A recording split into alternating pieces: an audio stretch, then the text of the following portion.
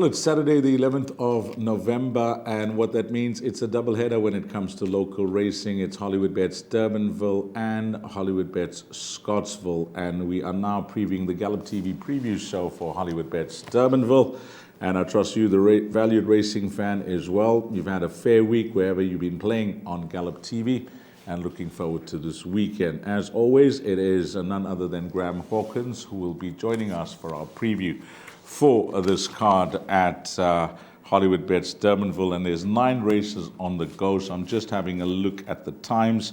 Race number 1 at 12:30, and the last race, all things being equal, should be completed by 17:05. Well, Graham, you know, when the nominations came out, I started to get excited, and when the final declarations were made, and I had a look at this card on Saturday, it's really a very attractive card, Graham, and I trust that you well.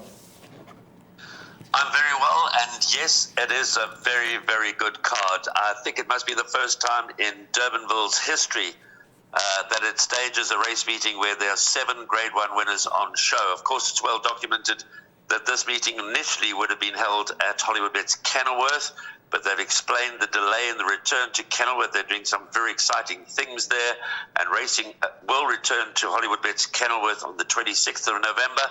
But here we are at Durbanville, beautiful country course with a high-quality 9-race program.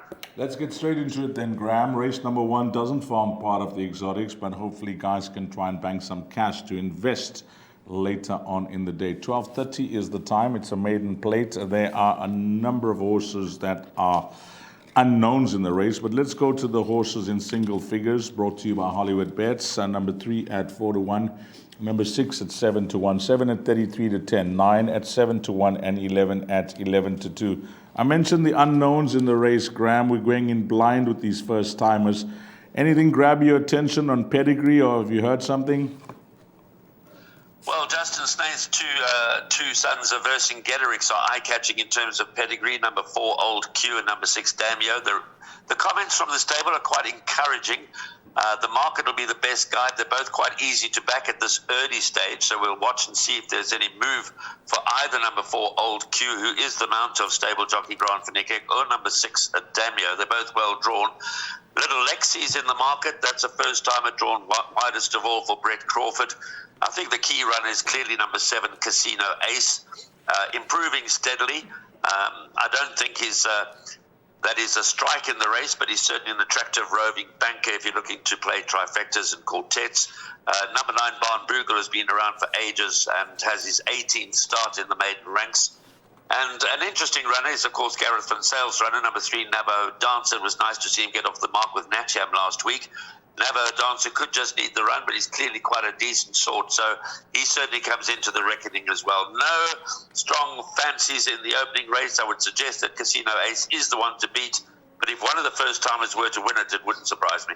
Well, I think we got the blindfold on in race number 1, and we don't want to hit the bullseye. We're trying to hit the dartboard. I think that's what Graham is saying, but hopefully you can make some cash here in race number 1. It looks tricky. Keep an eye on the first-timers. Of course, the betting will be the best guide come race time. Race number 2 will kick off the Barport, Graham. It's at 1 o'clock sharp. It's 1,250 meters. It's a maiden plate for fillies and mares. Number 2 is a scratching here, so that is out. And number 15, so that reserve runner was declared a non-runner by Unreynal and Platinum Racing. How are they betting here? Well, we got an 11-10 shot, and this is from the Kotson-Danielson combination of number 1. Then we move along to number 6 at 8-1, 7 at 11-2, and 13 at 7-1. So looking past this favorite, there's plenty of value to be had. What are we doing? Is this a banker in the bar pot, a horse number 1, or are you running for cover? Pretty close to a banker, D's. Very pleasing debut. I chatted to Blaine Hamilton on behalf of the owners before she made her debut, and they weren't really expecting a hell of a lot. They do like the filly, but they thought 1,000 meters would be too sharp in her first start, and she ran on well to finish second. So with natural improvement, drawn in pole position, the extra 250 meters, Princess Virginia is certainly going to take a power of beating, and for many will rate a bipod banker. I'm going to back her up with just one horse, and that is number 6, Bright Duchess. Been running well enough to suggest she could be a factor here, and so she's my second choice. But there are others with claims. Number 7, Prankster, again the Gareth Van Sale stable. Number 8, Give Me the Limelight. And number 13, Nile the Boss, who again has cracked a poor draw. She just doesn't know what it is to get a good draw. Nile the Boss, drawn 10 out of 11, penultimate start, 10 out of 12 last time out. Now drawn in gate 13. One word of caution, D's number 16, Love Shack, is now in the race. Yes. Elder De Mayo gets a ride and jumps out of gate number 2. So factor number 16, Love Shack, into your bets. Not bad form. It's not hell of a strong, but it's not bad, and she could certainly get into the trifecta and quartet money. But I do think that number 1, Princess Virginia, is going to take a ton of beating. Well spotted there by Graham. We often forget about the reserve runners, and this one is in the race, number 16, Love Shack. So what Graham is suggesting that number 1, it's either all in the buy pot, but he's given us some numbers to play around, numbers 6, 7, 13, 16. Those are the numbers that you'll play around for your trifectas and quartets. And I must agree that if number 13 was drawn any better, that would have been a serious runner. But let's see if Richard Fourie can make a plan from that poor draw. Onto the place accumulator, Grand 1335, 1600 meters the distance. This is how they're betting. Number 2 is at 6-1. Number 5 at 9-2.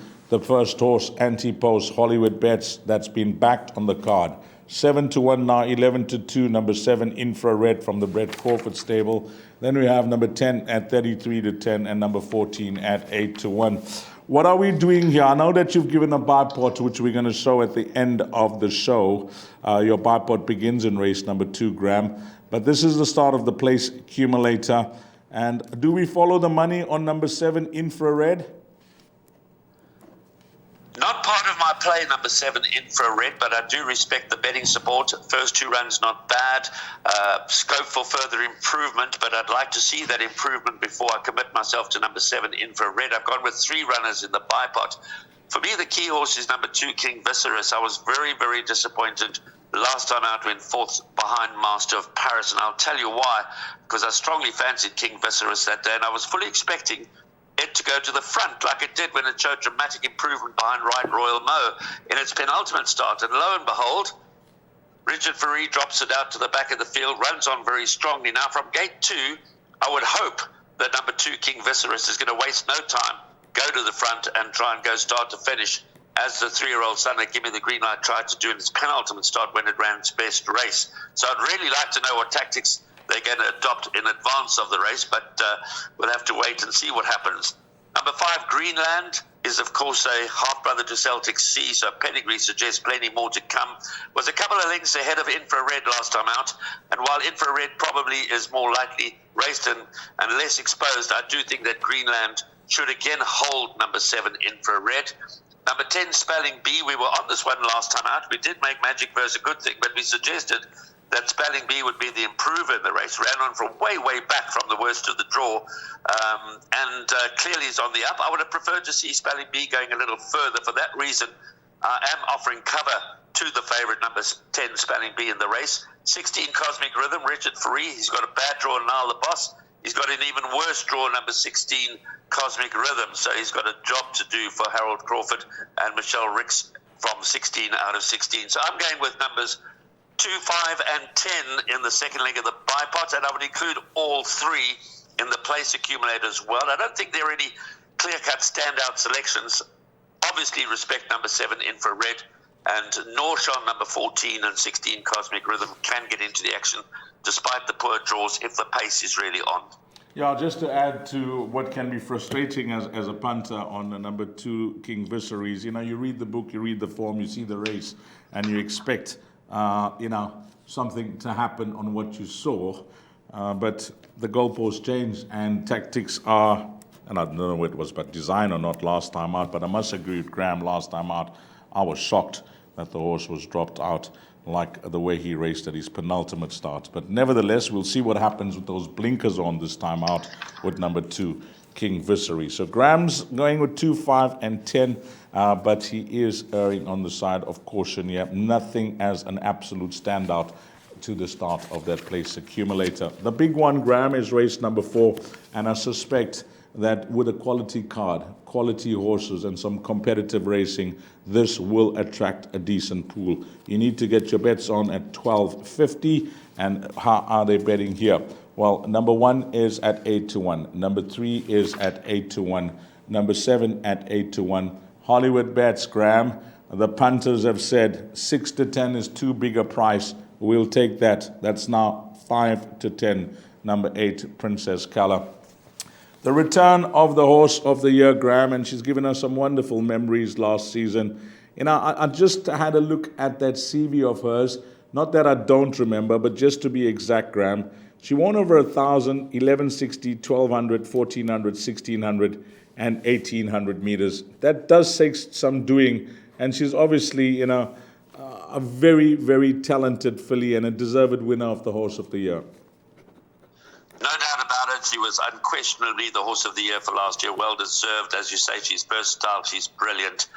She comes back as a 6-year-old, which is a bit of a surprise to me. I thought she had been off to stud, having achieved everything that she could achieve on the tracks up to the end of her 5-year-old career. But wonderful to see her back in action. Richard Faree takes the ride, of course, as he's done for the last 3 outings on Princess Keller. He's yet to taste defeat on Princess Keller. Richard has ridden her 4 times for 4 wins, and they've gone in like soldiers, as you said. There was some 8-10 earlier on some of the sites in the week, but that's all gone. So she appeals as a natural banker. But call me sitting on the fence to a degree. Not really. I'm expecting Princess Keller to win, but I'm going to throw in number 7, Rio Karari. He's had the benefit of a recent run. His form at Hollywoodbets Durbanville is impeccable. He's had 3 starts for 2 wins and a second. He's a former champion sprinter.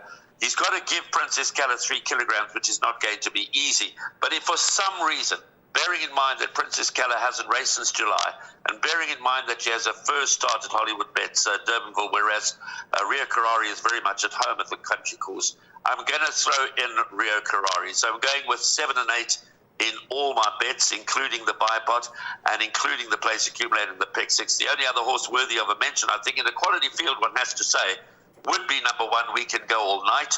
Obviously, Richard Faree gets off this to ride Princess Keller, but We Can Go All Night showed very good improvement last time when going start to finish. Earlier in his career, he couldn't get into the race. Now he's getting into the race well. He's drawn in pole position, which must give him some kind of a chance. But we're all expecting Princess Keller to win and to win comfortably. But I do have healthy respect for Rio Karari. Well, racegoers are always looking for some type of inside information. We'll call this some type of information. I did spend some time with Richard Faree after the race meeting on Wednesday at Hollywoodbets Greyville, and I quizzed him about both Princess Keller and Mrs. Geriatrics and what he thought about them racing at Hollywoodbets Durbanville, and he had no issues at all, Graham.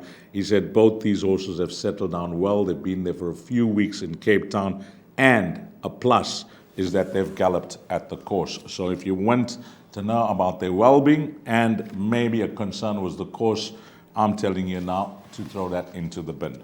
Number 8, Princess Keller. Well, let's see how she goes. She's deep in the red, as Graham mentions, and really nice to see her at Hollywoodbets Durbanville. Race number 5 is the Laissez-Faire Stakes, a listed race over 1,000 meters. This is how they're betting, Graham. Number 1 is at 7-1, 2 at 8-1. Number 4, Candy Town.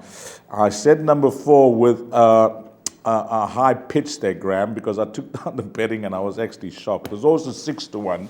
Number 5 is 5-2 into 2-1, 6 at 8-1, 8 at 4-1, and 11 at 8-1. Graham, this filly Candy Town, I'm sure you got an opinion of her after her winning back-to-back. I know last time out, she did let the side down, but nevertheless, she ran a good race. 6-1 could be value here, Graham. I know it's a competitive field. It is a listed race, but could 6-1 be value carrying 52? Not for me, Dees. Not for me. Not in this field. I think she steps up in class. She does have bottom weight to carry them, but so does Oni San. And so does Blue Holly. Blue Holly did us a wonderful turn by winning last week at a big price. We fancied her strongly. Yeah. She comes back a week later, unbeaten over the course and distance, and that would be my concern. It's a week later, second run after a long rest. But back to Candy Town. Yes, she was beaten by Palo Queen last time out, and prior to that, she beat Palo Queen. Palo Queen runs in this meeting, and I think that Palo Queen is going to go very close to winning again. So obviously Candy Town deserves some kind of respect, but I think October Morn is quite special. I think October Morn is going to give these fillies 2.5 kilograms and a beating. So October Morn, number 5, is very much my first choice.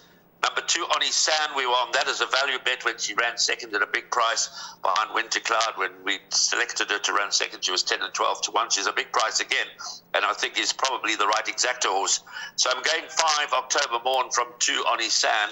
And then number 8, Blue Holly, as I said, has been one of my favorite horses in training because we made money on Blue Holly on a number of occasions. Candy Town, you've got to respect.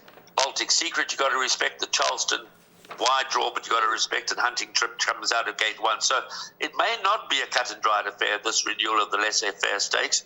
But I'm very much in the camp of October Morn because I do think that she has a touch of class about her. I do think she's quite special. And before moving on, thanks for that feedback, Princess Keller and Mrs. Geriatrics. Very valuable information that you've given us regarding the 2 Sean Terry fillies who debuted at Hollywoodbets Durbanville. So thanks for that information, Dees. But you're entitled to like Candy Town, but I'm in the camp of October Morn. You've convinced me. You have convinced me. I think you are on the money here with number 5, Candy Morn. You're going with the class horse in the race. I think she could achieve much higher than this 103. And you're right, 2.5 kgs, now that I'm looking at it, could be 2 less over this 1,000-meter trip for Candy Town to turn it. And if you are wondering, you're sitting and you're saying, Aldo De Meo's not on. Well, I can tell you would have battled to ride 50. You would have battled to ride 57 last time out, Graham, which he did. But in steps Richard Fourie, another choice mount for the day for Candice Bass Robinson in race number 5. Race 6, it's the Cape Mile. It's a Group 3, 1,600 meters the distance. And we'll go to that best weighted column and see how that reads, Graham. But first, let's go to the betting. Number 6, Money Heist at 8 to 1. 7, Cosmic Highway is at 8 to 1. 8, Double Superlatives from 4 to 1. Hollywoodbets, that's into 33 to 10. 10 is at 11 to 2. 11 at 5 to 1. Carrying a big weight here. A lot of pudding, 63 kgs, and 12 Royal Aussie is the 8 to 1 shot. I'm just going to read out the best weighted column for you, Graham. It is topped by Double Superlative number 8 at a 125. 11 Triple Fortune is at a 121. We then got 12 Royal Aussie at a 118. Waterbury Lane number 10 at 115. And then it gets tight. 13 at My Command is at a 114. It looks like a race where you will do exceptionally well. And I say exceptionally well if you can get through with the minimum spend in whatever you are playing, because this, for me, is a field of quality, but very hard to try and narrow things down, Graham. Tough race, and particularly because so many of the, shall we say, better rated, better fancied horses are all drawn awkwardly. Let's start off, though, with Double Superlative. Of course, he won the Guineas as a 3-year-old, and then things went awry, and he was off the track for a very long time. Off a back of a 18 months rest, he came out and ran second behind King Regent over 12.50, a distance very short of his best, and that was at Hollywoodbets Durbanville, so it was a hell of a comeback run. And clearly, if he recaptures the kind of form that saw him win the Guineas as a 3-year-old, then Double Superlative is going to go very, very, very close here, despite the fact that he's drawn awkwardly, and it's his second run after a rest. Triple Fortune, as you said, has got 63 to carry. He's drawn wide, loves the course. He's had 3 wins at the track from only 4 outings. Will have needed that last run. He was run off his feet a little bit, but should go better here. Fourie rides Royal Aussie. The first time he rides him since winning the Gold Rush. That's got to have a chance, but he's also drawn badly. Ricky Maingard always likes Waterbury Lane. Touch of class. Cosmic Highway, on the form of his last run when finishing second behind We Can Go All Night. That's got to be one for the shortlist. So my shortlist is in numerical order: 7 Cosmic Highway, 8 Double Superlative, 10 Waterbury Lane, 11 Triple Fortune, and 12 Royal Aussie. But as I said, they're all drawn a little towards the outside, and maybe 1 or 2 sneakers drawn towards the inside. The one horse I don't know what to make of is number 9 Linebacker. He was back last time out. I'm prepared to think he's going to run a better race because I think he didn't really enjoy the winter going. So the fact that it's all dried out, the track is running fast, we might see a better effort from number 9 Linebacker, but it's hard to make a case for him. He hasn't won since for 896 days. Pakaya, the stable believe, will need the run, and Montine has the benefit of an inside gate, but a massive rise in class. Double Superlative for me, the first choice. Cosmic Highway, the value in the race at around 10 to 1. I think that offers huge each-way prospects. Number 7, Cosmic Highway. But I'm going with that list of 5 to get me through the bike odds. Yeah, but for his issues, we wouldn't Now, how much more he would have achieved by now, number 8, Double Superlative. And he's possibly the right horse that sets the standard here, topping the bet-weighted column. But Graham is going wide, and I think that will be the play for most racegoers, unless you really like something, you've labeled something, and you just want to go all in. Race number 7, the Western Cape Fillies Championships. It's a Group 2, 1,400 meters the distance. There is some proper action around one horse here, Graham, and I'm waiting to hear your opinion on this filly. Number 2, Double Grand Slam. Well, 12-1 is what they opened up, Graham, and that was snapped up quickly. She shortened dramatically in the betting, and she's now trading at 9-2 on Hollywoodbets. Then on to number 3, which is at 8-1. Number 5, Mrs. Geriatric, she's the even money shot. 9, Winter Cloud, that's also been backed a point, 11-2 into 9-2. I think let me begin by saying, whilst I spoke to Richard about Mrs. Geriatrics, and he was quick to mention, she needed a last start. It was a windfall of merit because it was just, her class that pulled it through. He says that she's come on ton. She's really loved the move down to Cape Town. She's galloped at the course. She's doing exceptionally well. And then I threw a curveball to him, Graham, and I've saved this for this race. And I said, but Double Grand Slam, there's lots of talk for the horse. He says, you know what, this is a classy filly, and that filly, Double Grand Slam, will have to pick up her feet to beat me. He was short and sweet with me, Graham. Well, you can't argue with Richard Fourie. I mean, he's ridden Mrs. Geriatrics to 5 of her 6 victories. She's unbeaten. We don't want to see good horses getting beat, so Mrs. Geriatrics is definitely the first choice. Good to hear that she's had a gallop at Hollywoodbets Durbanville. So again, thank you for that valuable information. I thought that she was very gutsy, very brave, winning her seasonal debut. But when you've won 3 in a row, to win 4 in a row becomes difficult. When you've won 4 in a row, to win 5 in a row becomes virtually impossible. And so we go. Now she's trying to win 7 out of 7. I do think that Winter Cloud is quite possibly the biggest danger. I respect number 2, Double Grand Slam, because how good she might be, we don't know. Winter Cloud was a couple of lengths behind Mrs. Geriatrics, and the Alan Robertson is now 2 kilograms better off, but drawn towards the outside. But Winter Cloud has, of course, had course experience. She won her seasonal debut at Hollywoodbets Durbanville, beating Oni San very, very comfortably, conceding her chunks of weight. So that was a run full of merit. I'm expecting Winter Cloud to give Mrs. Geriatrics a lot of cheek. I'm expecting Winter Cloud to keep Mrs. Geriatrics honest. I like 5, Mrs. Geriatrics to win from number 9, Winter Cloud. I think when we get to the Guineas, the World Sports Betting Fillies Guineas, over 1,600 meters at Kenilworth, I might well be in the camp of number 9, Winter Cloud. The full sister to Clouds unfold, irrespective of what happens on Saturday. But for this race, marginally, number 5, Mrs. Geriatrics, ahead of number 9, Winter Cloud, but I'm throwing both into my final leg of the bipod. Healthy respect for the money that's coming for number 2, Double Grand Slam. She's well drawn. She's 1 or 2 starts in facile fashion, could have plenty of upside. So she could be better than rated, but she's got a mountain to climb against the class of Mrs. Geriatrics and Winter Cloud. Just be lekker to round off the quartets. 5 and 9 for Graham here, and he does respect the money that's come for number 2. Graham, I just want to test your memory here a bit. I know now I'm having a look at the configuration of the course. That's Hollywoodbets Durbanville. And as they come around the turn and into that elbow, I see the straight is now 600 meters before you get to the finishing line. So you got a lot of time to wind up. Before it used to be much shorter, Graham, 400 or so, wasn't it?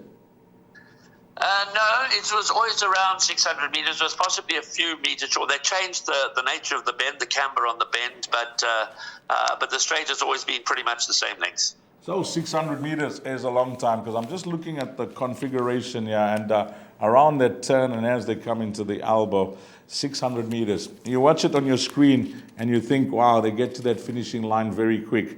But it's actually a lot of time to unwind and get into your stride. And let's hope Mrs. Geriatric does just that on Saturday in race number 7, because she will be a very popular winner. But there are dangers, and Graham has singled out one as possibly number 9, Winter Cloud. Race number 8, 1,250 meters, Graham, is the penultimate race on the card. Number 1 is at 9-2, 4 at 8-1, 5 at 5-1.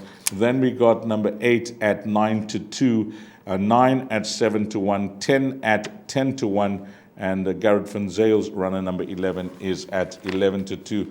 I think that Lucinda Windruff holds a very strong hand here, Graham, with both her runners. She does, Dees. This is a nightmare of a race, but she saddles 5 Cafe Culture and 8 Dean Street, so she does have a very, very strong hand. Can see them running 1-2. One of them could easily win this race. I'm marginally in the camp of number 1, Piroshka. Drawn in pole position, ran a good race over the track and trip behind San Pedro last time out, when San Pedro went like a bat out of hell, and Piroshka was running on very strongly in the closing stages. He often flatters to deceive. He hasn't won for 440 days, so how confident can one really be with Piroshka? Under 61.5 kilograms, he's got the draw in his favour, but I think he'll run well. As you've said, the 2 Lucinda Woodruff runners, Cafe Culture and Dean Street, will run well. Moya Walaliga has probably got a little to do from that outside gate, but he's got the ability to win a race of this sort. And Oriental Charm has got to be better than his last run. The mystery horse for me, and it's been very disappointing, so I'm not going to tip him, is number 9, Falskun. I really thought that he'd go a lot better last time out, but he's a 5-year-old lightly raced son of Schnitzel. He clearly has a lot of ability, but he clearly also has a lot of problems. So I'm going to bypass him. I'm going to include him in my play in terms of going wide in this leg, but in terms of my top 3 selections, again with number 1, Piroshka, ahead of the 2 Lucinda Woodruff runners, 5 Cafe Culture and 8 Dean Street. But I have to say, Dees, not with a hell of a lot of confidence. If a horse like Cheeky Laddie was to come through and win, it wouldn't surprise me. Okay, Graham, not convinced in race number 8 with any of his selections, but if you want to play around and trying to minimize your spend, play around numbers 1, 5, and 8, Dean Street. Then on to the lucky last. Hopefully everything's going according to plan, because, I must say, well done last week. Everything you seemed to touch turned to gold, Graham. So hopefully it works out the same for this race meeting. Race number 9, 1,000 meters. It's a fillies and mares. How are they betting here? Number 2, She's a Captain at 11-2. 4 Flying First is at 6-1, along with number 5, Highly Confidential at 6-1. Then we go on to number 8 at 8-1. 11, Andre Nell and Platinum Racing, interesting runner. We say this because we'll be keeping a very close eye earlier on.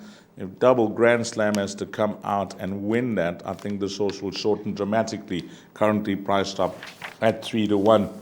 Graham, looking at this race, I think, Richard Fourie, he gets the right tune out of this horse. She's My Captain. It's an amazing relationship that they've built up whenever he sits on her. He's all 4 starts on her, and nicely drawn at 2. He can go to the front. He can sit from off them. She's not a difficult ride. I've seen her in races, and she's possibly the horse that you'll use as a roving banker if you're playing a quartet. Absolutely. He certainly knows how to get a tune out of She's My Captain, as you've mentioned her, ridden her 7 times for 4 wins, a 3rd and a 4th. So he knows every inch of She's My Captain. She jumps out of gate 2. This is an interesting Class 4 fillies and mares handicap, interesting and difficult and trappy. I do like number 8, Palo Queen. I think she offers good value again. The punters just seem to ignore her. Her recent form at Hollywoodbets Durbanville has been outstanding. She ran 2nd to Candy Town. You mentioned that earlier. And I think if Montalina was in this race, Montalina would be close to the top of the boards. And last time out, Palo Queen absolutely put Montalina in a place comfortably. Craig Zaki also knows how to get a tune out of Palo Queen, so I think she offers great value. So perhaps the 2 roving bankers at reasonably big odds, number 2, She's My Captain, and number 8, Palo Queen, to round off the day for quartet purposes. All of number 4, Flying First, 5, Highly Confidential. 6, Great Cat is an interesting runner. Plenty of ability, the 4-year-old daughter of Dynasty. Obviously, lightly raced. She's been given a chance to mature. I did have a chat with Brett Crawford. He says no problems. She was just immature. Now that she's maturing, she could have a lot more to come. So expect another good run from Great Cat. And then you've mentioned, of course, number 11, La Divina. Again, if it wasn't for the draw, she'd probably be shorter in the market. If Double Grand Slam does run well, even if it doesn't win earlier, but does run well, then La Divina is likely to shorten. She's top of the boards at 7-2. But I'm going to go for value amongst the older horses. 2, She's My Captain, and 8, Palo Queen. Swingers, exactors, double roving bankers to see me out in the last race. Well, Graham brings up a valid point when it comes to horse number 8, Palo Queen, and I think you'll get this all around the country when it comes to, and I say that with respect, when it comes to the smaller yards, the lesser fancied yards, like the stable of Paul Reeves that don't have many horses, the fixed odds betting market always give you a stretch. They kind like that, Graham. Number 8, Polo Queen, that is at 8-1. That could be the value in the race. It wouldn't surprise Graham if that horse goes back to back. Let's get on to your suggested bet, Graham. And as I mentioned at the top of the show, your bet for Hollywoodbets Durbanville on the Saturday is a buy pot. Your numbers are up on screen, Graham. Yeah, it is perhaps surprising I've gone with no bankers when there are a few that appear to stand out. Princess Calla, obviously, Mrs. Geriatrics, obviously. So I've decided to hedge my bets and maybe seek a bigger dividend. So in the first leg, I've gone with numbers 1, Princess Virginie, and 6, Bright Duchess. Again, Princess Virginie does shape as a possible banker, but I've included number 6. Second leg is tough. Numbers 2, King Viserys. I hope it goes to the front with number 5, Greenland, and number 10, Spelling Bee.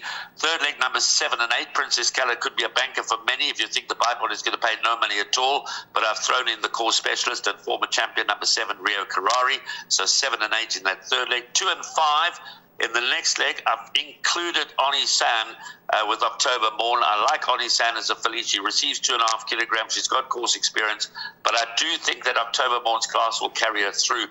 So just reflecting back, this could almost be a straight line up to now. Princess Virginie, possible banker, obviously. Princess Calla, possible banker, obviously. October Morn, possible banker, obviously. But it doesn't always pan out that way, so I'm allowing for 1 or 2 surprise results. Then, of course, the next leg is very tough because this is the Cape Mile. So 7, 8, 10, 11, and 12. I've gone wide in that race with the good value choice in the race being number 7, Cosmic Highway. Last leg, again, I'm not bankering Mrs. Geriatrics. I'm going to throw in number 9, Winter Cloud. So that is my perm, 5 and 9. The full unit costs you 288. That's the way I'm playing it, but I'm going to take a smaller perm a few times just in case all the good things arrive. Well, thanks for your time, Graham, and I'm sure you'd agree, if you are a racing fan and you love the horses, you love your racing, and you're in the vicinity, in around Cape Town, there's only one place to be to go and have a look at the best of last season, Graham, when it comes to the horse of the year. I'm sure she'll attract a few fans at Hollywoodbets Durbanville. Well, I'm going to be amongst them. I'm looking forward to the race day. Thanks to Graham Hawkins, thanks to the Gallop TV preview team, and to you, the valued racing fan. Hope you have a blast. Hope you find all the winners. Hopefully it turns out to be a wonderful, successful day for you if you are racing at Hollywoodbets Durbanville. And until we meet again, you take care. Salani Garsle.